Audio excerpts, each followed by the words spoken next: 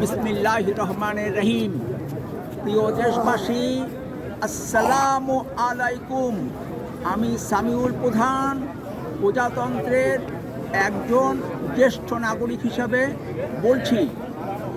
এখন আমি রংপুরের সর্ববৃহৎ ঈদের জামাত রংপুর কালেক্টরেট ঈদগাহ মাঠ থেকে বলছি। আপনাদের সকলের জন্য রইল পবিত্র ঈদ উল আজহার শুভেচ্ছা। ঈদ মোবারক।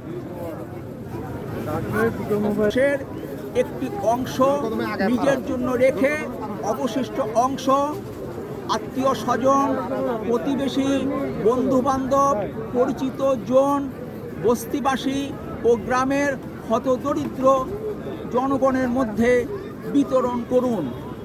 কোরবানির বর্জ্য পৌরসভা অথবা সিটি কর্পোরেশনের দেওয়া ডাস্টবিনে ফেলুন।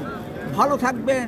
সম্ভব হলে দেশ পরিচালনার নীতি ও পদ্ধতির পরিবর্তন নিয়ে কথা বলতে রাজনীতির আড্ডাখানা বলে পরিচিত রহমতে রাব্বানা ও রুম্মানে বেড়াতে আসবেন।